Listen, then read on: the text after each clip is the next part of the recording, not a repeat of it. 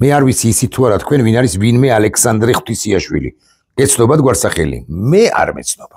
დიპლომატებს, რომლებიც ახლა არასამთავრობო სექტორში ან პოლიტიკაში არიან, ან ყოფილ თანამშრომლებს, საგარეო საქმეთა სამინისტროს ელჩებს, ან ჩვეულებრივ თუ არაჩვეულებრივ თანამშრომლებს საგარეო საქმეთა სამინისტროსი, მაღალი ალბათობით ამ კაცის გვარსახელი ეცნობათ. ახლა რომ ვუყურებ ფოტოზე, მე ის არ მინახავს არასოდეს, მაგრამ არ არის ახლა მთლად პატარა ბიჭი, ხო? დაახლოებით ჩემი ასაკის არის პლუს მინუს და შესაბამისად მაღალი ალბათობით უმუშავია როგორც მიშა სააკაშვილის დროს, ისე ბიძინა ივანიშვილის დროს და მანამდეც ვინიცის შევარდაძის დროსაც კი შესაძლოა არა ამ უკანასკნელზე ვერ დავდებ თავს. არ ჩამიხედავს მისი ბიოგრაფიისათვის, სწორედაც მოვიქეცია, არ დავკარგე დრო ვინმე ალექსანდრე ღვთისიაშვილის ბიოგრაფიის დეტალების მოძიებაში, გაანალიზებაში და ასე შემდეგ. ხო, დამავიწყდა ეს კაცი საგარეო საქმეთა მინისტრის, ანუ მაკა ბოჭორიშვილი როა ეს უღირსი დიპლომატი, უღირსი მინისტრი, მინისტრად წოდებული, მისი მოადგილეა. ღვთისიაშვილს ალბათ სცემენ პატივს გარკვეულ წრეებში.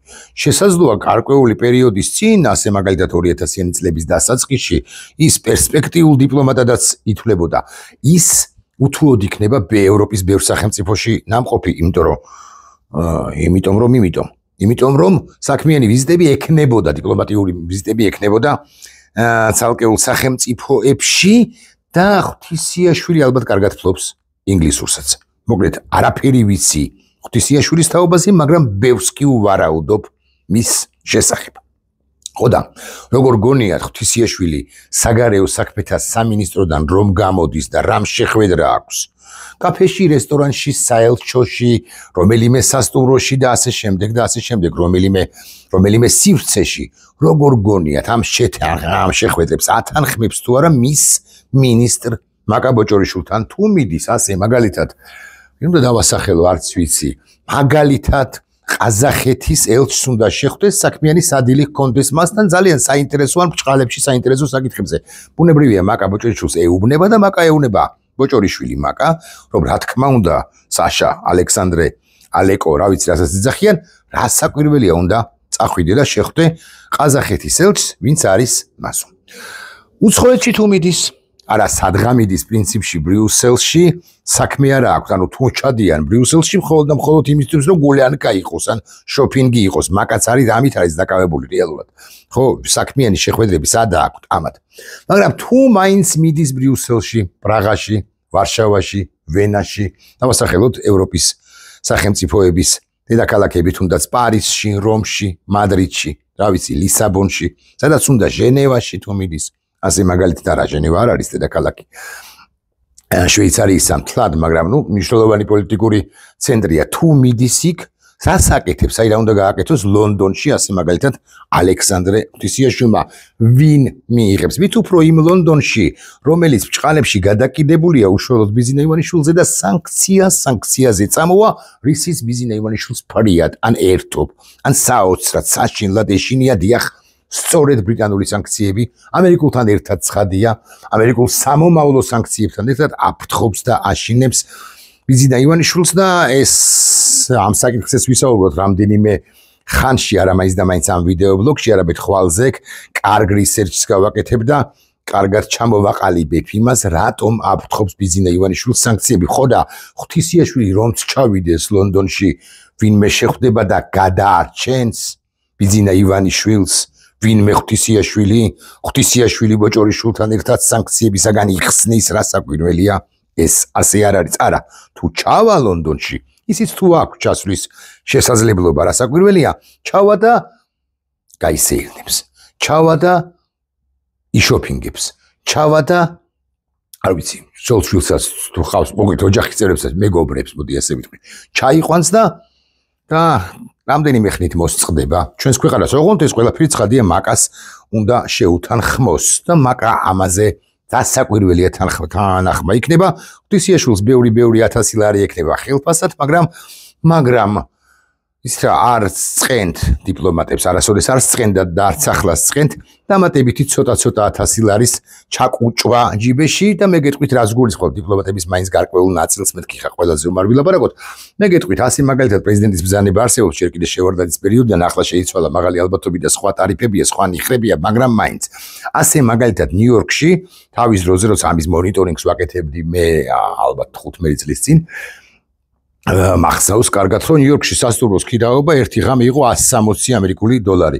120 დოლარად რო შოულობდი იმ სასტუმროს, ხო პრინციპში შენ იმ 40 დოლარს პრინციპში პატიობდნენ და პერდიემიც მნიშვნელოვანია. აღარ მახსოვს ნიუ-იორკში რამდენი იყო, მაგრამ არ იყო ცოტა, ანუ ყოველდღე პრინციპში ცოტა კი იყო, მაგრამ საკმარისი იყო იმისთვის რომ რა ვიცი თუ 10 დღით მიდიოდი ხა ოკეან გაღმა და გქონდა შენ ამ პერდიემის სახით, ანუ დღიური დასახარჯის სახით რაღაც ამდენი თანხა იქიდან რაღაც 500 დოლარს ყოველთვის ბჭყალებში თუ ბჭყალებოდ მოტეხდი. არაფერი არ არის ამაში განსაკუთრებული მეთქი, ესე ვიტყვი ასე აკეთებდა უკლებრივ ყველა არ ვიცი, მაგრამ ბევრი. ხო და ღვთისიეშვილს ხო უნდა ბევრი ათასი ლარის დამატებით ცოტა ათასი ლარის და რატომაც არა, აი ფულითაც იშოფინგებდა, რატომაც არა ბატონი ღვთისიეშვილი ეს რომ ავხსნათ კარგად. თუმცა ეხლა მე მაინც კი არ ვაკნინებ. ღვთისიეშვილი გადაწყვეტილებას ვერ იღებს ვერსად წასვლის თაობაზე მაკასთან შეთანხმების გარეშე, ხოლო მაკა ირაკლი კობახიძეს არც ეკითხება, რა თქმა უნდა, ღვთისიაშვილს გაუშვებს თუ არა. არ ვიცი, რომელ ქალაქზე ვილაპარაკოთ, რომელ ქვეყანაზე, არ ვიცი. ბუდაპეშტი ძალიან მნიშვნელოვანია, შეიძლება გაუშვას კიდეც ისე კარგით, ანა ბუქარესტში რა მნიშვნელობა აქვს სადმე, სოფიაში 1-5 დღით, რატომაც არა. მაგრამ ერთი კითხვა მაქვს. მაკა ბოჭორიშვილი რა შემთხვევაში ავალებს ღვთისიაშვილს როგორ გონიათ აქა და აქ წადიო. არა მაინც და მაინც ქვეყნის ფარგლებს გარეთ, არამედ შიგნით, ქვეყნის შიგნით ამას და ამას შეხვდიო. და მაკა ბოჭორიშვილი ხო რეალურად გამტარია, ირაკლი კობახიძე როდის ავალებს მაკა ბოჭორიშვილს გაუშვიეს ღვთისიაშვილი, ეგ ღვთისგლახაკაცი რომელიმე საელჩოში ვინმეს შეხვდესო. ირაკლი კობახიძეს გამტარი კაცია, ბიზინა ივანიშვილი ირაკლი კობახიძეს რამ შეჭამა ვენახი, მიველნახე ვენახი, თხამ შეჭამა ვენახი. ბიზინა ივანიშვილი როდის ავალებს ირაკლი კობახიძეს თავის მხრივ, ირაკლი კობახიძე მაკა ბოჭორიშვილს და თავის მხრივ მაკა ბოჭორიშვილი ალექსანდრე ღვთისიაშვილს. როგორ გონიათ? ეგეთყვით როდის? მაშინ როცა განსაკუთრებულად მნიშვნელოვანია სწორედ ბიზინასთვის, ანუ FSB-სთვის ამა თუ იმ შეხვედრის გამართვა ქართველი დიპლომატის მხრიდან. ასეთი რამ მოხდა ზუსტად, როდესაც მაკა ბოჭორიშვილის მოადგილემ ალექსანდრე ღვთისიაშვილმა ირანს სოლიდარობა გამოუცხადა. წარმოიდგინეთ, რა ხდება ირანთან მიმართებაში. მსოფლიო დაინგრა 12 დღით, დაინგრა არაპირდაპირ მნიშვნელობით 12 დღიანი ომის და გამო იქ ბევრები ააფრინა შეერთებულმა შტატებმა და ისეთი ბომბები ისროლა, რომელმაც 87-88 მეტრში ჩააღწია და მასე მაგალითად ფორდოს ბირთვული პროგრამა ააფეთქა და ირანელები შოკში არიან მოცემულ ეტაპზე და რა საკვირველია ირანი ვერ მიუბრუნდება საკუთარ ბირთვულ პროგრამას. ამასთან ირანელები ხანდახან კი ბაქიბუქობენ, მაგრამ შეერთებული შტატებიდან ისმის სიგნალები, რომ როგორც კი კიდევ გაისმება თქვენგან ჩამი ან ჩუმი, უარეს გიზამთო და ხო ხედავთ როგორ ავართ ჩვენ შეერაღებული და რამდენად ძლავრია შეერთებული შტატები და ნახეთ რა სწრაფად ვამთავრებთ ჩვენ კონფლიქტებს თუ ვერთვებითო. იქ მანამდე იყო, ანუ ამერიკელების ჩართვამდე ისრაელის მიერ გადანადგურება მთელი ირანის მთელი კრიტიკული ინფრასტრუქტურისა პრაქტიკულად და ამ ყველაფერში ჩვენ პოზიცია საქართველოს დე-ფაქტო ხელისუფლებას არ დაუფიქსირებია, რაც ცალკე ამბავია, რომ ვიცოდეთ მაინც. ანუ ამბავია, რომ შენ არ თუნდაც ნეიტრალურ, მაგრამ საკმაოდ ესეთ მკვეთრ აქცენტებიან განცხადებას არ აკეთებ. მაგალითად ესეთი განცხადებას, რომ ბირთვული პროგრამის გაგრძელება ირანის მხრიდან შესაძლოა საფრთხეს შუქმნიდეს მსოფლიო გლობალურ უსაფრთხო. ესეც კი ბოჭორიშვილის უწყებას, ანუ ბიზინა ივანიშვილის რეჟიმს არ უთქვამს, ანუ მიიმალნენ და გამოხდა ხანი და მაკა ბოჭორიშვილის მოადგილე ალექსანდრე ღვთისიაშვილმა ირანს სოლიდარობა გამოუცხადა, ყურადღებით მოусმინეთ ამ სიტყვებს. ირანს დამარცხებულს, გამარჯვებული მაინც იყოს. ირანს დამარცხებულს გამოუცხადა სოლიდარობა. და გამოუცხადა სოლიდარობა ნახეთ რაში ისრაელის რეჟიმის მიერ განხორციელებული შეერაღებული თავდასხმის დროს დაღუპულთა გამო. ხა ეს მარჯვენა ხელი უნდა ავიღო და მივირთხა ესე თავში.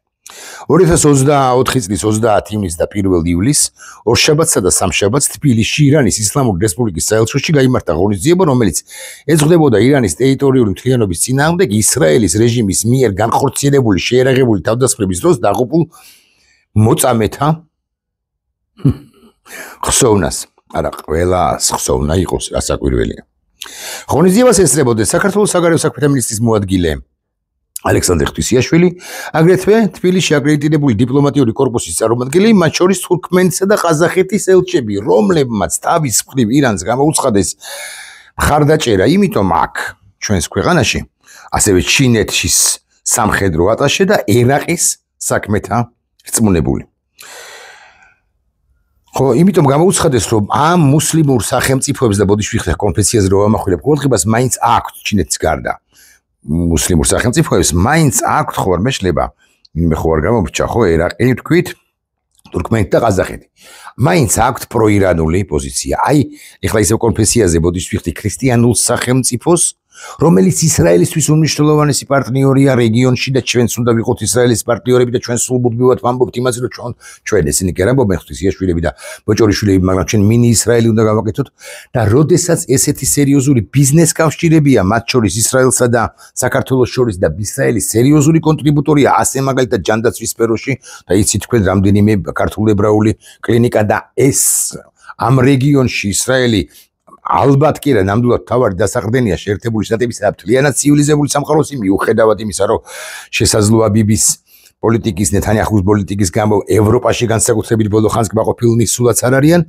ამის მიუხედავად ისრაელი როგორც ფორპოსტი პირველ ყოვლისა მაინც შეერთებული შტატებისა მნიშვნელოვანია ფართოდ რეგიონში და ამ დროს შენ მიდიხარ და ირანს ასაფორთებ უჭერ მხარს რას გავს ეს ან რატომ ასე მკვეთრად ხლა მე გეტყვით ჩემს ვერსიას ეს არც ბიზინა ივანიშვილის გადაწყვეტილება არ არის ბიზინა ივანიშვილს რო სთხოვო მაღალი ალბათ ან გარკვეული ალბათობით დაადებს თით სად არის ისრაელი მაგრამ აი გარშემო სახელმწიფოები მითხარიო რომ უთხრა მაღალი ალბათობით ვერ ჩამოგითვლის ორ სალცას ვერ გეტყვის ბიზინა ივანიშვილისთვის ეს ომი ორი ისრაელსა და ირანს შორის ისე როგორც მისი პროპაგანდისტები სკანდირებდნენ მათსავე ტელევიზიებში იყო Deep State-ის ომი, რომელშიც სურდათ ირანის ჩართვა. ბიზინა ივანიშვილს ფეხებზე კიდია და არ აინტერესებს და არ აღელვებს, ასე ვიტყვი, ბირთვულ პროგრამას შექმნის თუ არა, ბირთვულ ბომბს შექმნის თუ არა ირანი.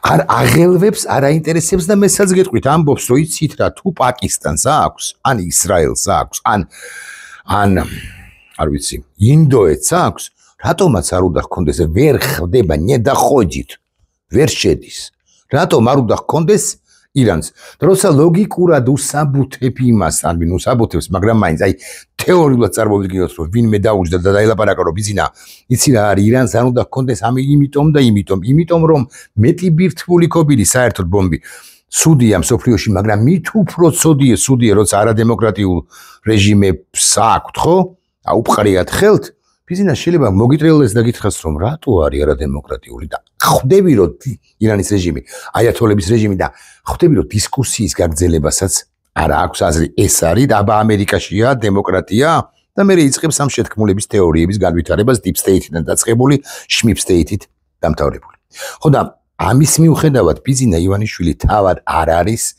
გადაწყვეტილების მიმღები იმის თაობაზე რომ ვინმე ღვთისიაშვილი ეს ღვთისგლახა კაცი მეთქი ასე უნდა ვთქვა ხო გაეშვა მაკა ბოჭორიშვილს ირანის საელჩოში და ეს ჩანაწერი გაეკეთებინა ჩანაწერი იმის თაობაზე ზოგად სოლიდარობა გამოეცხადა და ამ ღონისძიებას კი გაგიმეორებთ ერქვა ისრაელის რეჟიმის მიერ განხორციელებული შეერაღებული თავდასხმის დროს დაღუპულთა ღონისძიება დაღუპულთა ხსოვნის თაობაზე ღონისძიება ეს ყველაფერი რასაკვირველია FSB-მ უკარნახა ბიზინა ივანიშვილს და ღმერთმა უწყის რითი დააშანტაჟა ან რითი დაუსაბუთა ღმერთმა უწყის ეს FSB-ისთვის მნიშვნელოვანია რომ საქართველოს როგორც ასეთი ბიზნეს საქართველოს იყოს პირველ ყოვლისა და საქართველო არა ადეკვატურ მოთამაშედ გამოჩნდეს ამ ორომტრიელში. ბიზინა მეც რომ ფიქრობდეს საკუთარ კარიერაზე რა ბეცსა და იღბალზე, სვესა და ბეცზე მომავალზე, ის მინიმუმ დაფიქრდებოდა და ითხოვდა რომ ეს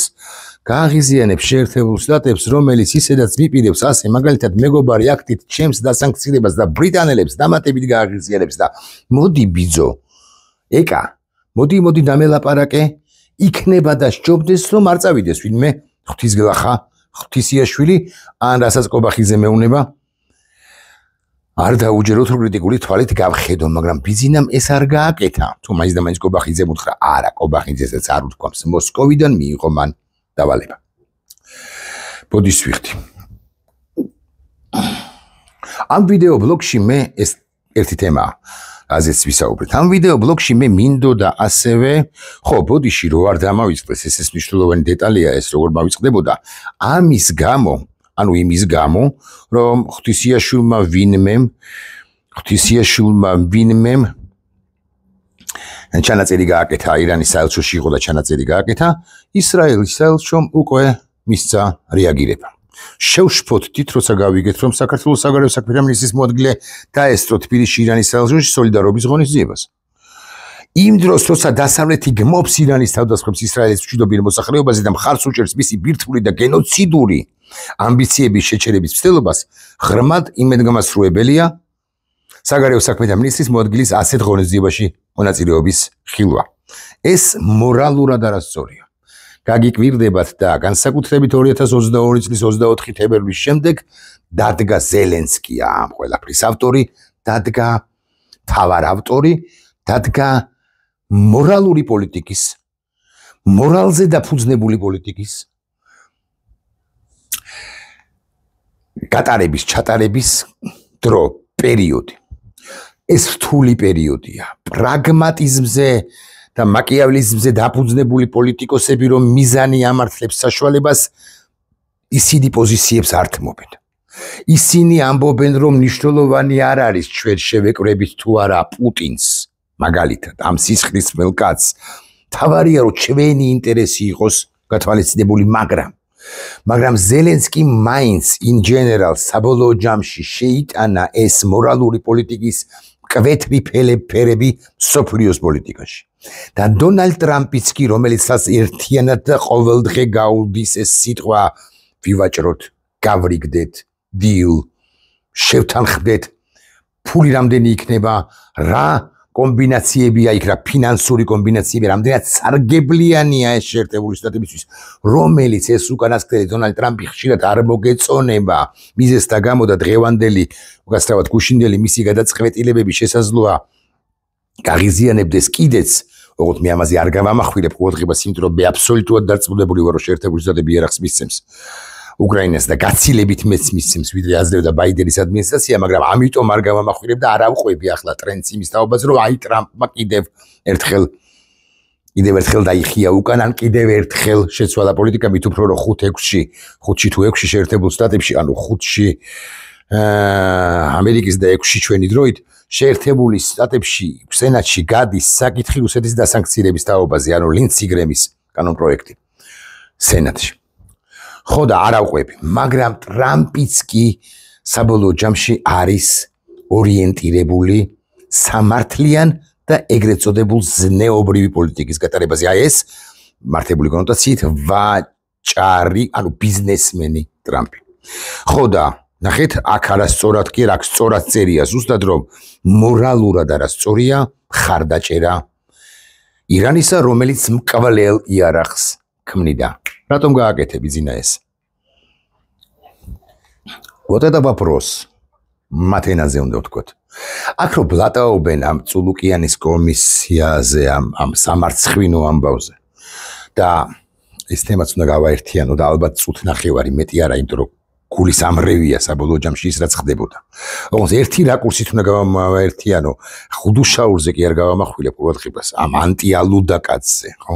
ან წულუკიანზე კი არ გავამახვილებ ყურადღებას ხმა კანკალებულზე, არც გახარიაზე არ გავამახვილებ ყურადღებას, რომელმაც მაინც ესე ვიტყვი, რვით 2 მოუგო, ჩემი ახსნით, ჩემი შეფასებით, წულუკიანს 9-1. და მთელ ამ კომისიას არც ჩარმანაშვილზე არ გავამახვილებ ყურადღებას, რომელიც მეხუთე რიგში იყო რა ეროვნული მოძრაობის ერთ-ერთი ლიდერი, რებს ბჟოტიალობთ. მართლა ეროვნულ დემოკრატიული პარტიის მასშტაბითაც კითენგი შარმანაშვილი იყო მეხუთე ეშელონში, ქადაგიშვილთან ერთად, ან ქადაგიშვილი შეიძლება ცოტა წინაც კი იყო. ხო? და არც იმაზე გავამახვილებ ყურადღებას, რატომ წამოვიდა ქადაგიშვილი საბაჟო დეპარტამენტის ხელმძღვანელიდან შევარდაძის მთავრობაში გინდათ მართლა ვიცე-პრემიერზე ვილაპარაკო მაშინდელზე ინასარიშვილზე და რა მოხდა საერთოდ იმ ხანად და იმ პერიოდში არ ვილაპარაკებ. ამ კომისიაზეც არ ვილაპარაკებ. უბრალოდ გავამახვილებ ყურადღებას კომისიის ამ სხდომაზეც. იმაზე რომ ესენი არიან ბლატნოები, კი არა ფსევდოდ ბლატნოები, მაგრამ ესეც არ არის მნიშვნელოვანი. აი ნახე როგორ ჭაობში ქურდულ მენტალიტეტურ, როცა ესეთი ამბები ხდება, ღვთისმშობლის არ გულისხმობ, გარშემო ამბები ხდება, ხო? ამაზეც არ გავამახვილებ. ერთზე გავამახვილებ ყურადღებას. აი, წულუკიანი ეკითხება გახარიას, უკანა დასაბრუნებელი ბილეთი გაქვს. აი, ვინ გეკითხება საბოლოო ჯამში? ეს არის კომისია, რომელმაც უნდა გამოიძიოს 2002-დან თუ არ ვცდები თუ 3-დან, ვიდრე 2024-მდე მოვლენები და გახარია ადგილობრივი თვითმმართველობის არჩევნებში მონაწილეობას მიიღებს თუ არა რა ამ კომისიის ფორმატის ან გასარჩევის საქმე, ან უკან დაბრუნდება თუ არა, ან განსხვავებული პოზიცია აქვს თუ არა გახარიას მიხეილ სააკაშვილისაგან ან დანარჩენი ოპოზიციისაგან ამა თუ იმ საკითხზე. საბოლოო ჯამში ვინ გეკითხებათ ეს იცით რას ემსახურება, რომ აქ დაამყარო რა ეს ფსიქოლოგიური მათ შორის ტერორი უჩვენოთ, ჩიტიც კი ვერ გადმოფრინდება. ამას ამბობენ. დავანებოთ ერთ წუთს თავი, უბრალოდ უნდა მეხსენებინა, იმიტომ რომ ცალკე ვიდეო ბლოგის გაკეთება გახარია წულუკიანის ამ ფსევდო შერკინებაზე, რომელიც ესეთი ჟრუანტელური სიყვარულის ნაპერწკლებიც კი აქვს, ერთსაც და მეორე ნაპერწკლებიც კი აქვს, ერთსაც და მეორესაც თვალებში, ხო? ყურადღება ის მიღმა დასატოვებელი ამბავი არ იყო, ბოდიშ ვიხდი რაღაცა ამ თემას შევეხე და ჯანდაბას ჩემი თავი რომ შევეხე, აქვე ვიტყვი ერთ ამბავს. ქსოზარ სუბარი ეკითხება შემდეგ რამეს, გახარია გიორგის. სკოლა რომელ წელს დაამთავრე ეს სოზარ სუბარი. იმამთხრა რომ 91-ში. ომში რატო არ წახვედი და გახარიას ვერ აღმოხდა, ერთხელ აღმოხდა ისიც ძალიან ესე ფერმკრთალად, ჩუმად, არც თუ ხმამაღლა. უბრალოდ სუბარი აგრძელებს, ომში რატო არ წახვედი, ახალგაზრდა კაცი იყავი 92-ში დაიწყო აფხაზეთში რუსეთის და გახარიას ერთხელ წამოწდა. რომ აი შენი ნაჩალნიკი რატო არ იყო? მიზნე ივანიშვილი იგულისხმება. მე რომ მედავები რომ მეწავედი მოსკოვში, იქ ბიზნა ივანიშვილი რას აკეთებდა 92-ში, 11-ში მოსკოვში, პირველ მილიონებს არ ხაფავდა? თუ ფეხებზე არ ეკიდა აფხაზეთი, თუ მაინც და მაინც ესეთი ბაზარია საჭირო, გახარიას ცოტა ხმამაღლა უნდა ეთქვა სუბარისთვის, რომ მე რომ მედავები არადალოცვილო, შენ ნაჩალნიკ ფსბშნიკ ბიზნა ივანიშვილს კითხე თუ მაგარი ხარ. ეს უთხრა, მაგრამ ფსბშნიკი არ უხსენებია, ასე არ შეუტევია და წულუკიანმა მიიღო წყაზარის სახე და თქვა, რომ ვის გულისხმობთ?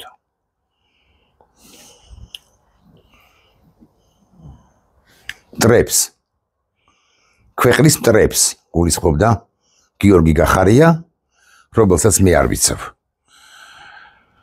რაც შეეხება ღვთის გლახა, არ ვიცყიდოთ, ბატონო ალეკო, საბოლოო ჯამში არ გიცნობთ. კარგით, ასე ვიტყვი. ალექსანდრე ღვთისიაშვილი, საქართველოს საგარეო საქმეთა მინისტრი, ხო ესეთ ლაპარაკი გინდათ. ესტუმრა ირანის საელჩოს და იქ რა ქვია? ირანის საელჩოში სოლიდარობის ღონისძიებაზე და ასე შემდეგ მიიღო მონაწილეობა და ჩანაწერის მაღალი ალბათობით გააკეთა სწორი გადაწყვეტილება აკალტუნმაკა ჩვენ ხომ დასავლეთს უნდა დავსილდეთ და აი თქვენ პატრონს უბედურს.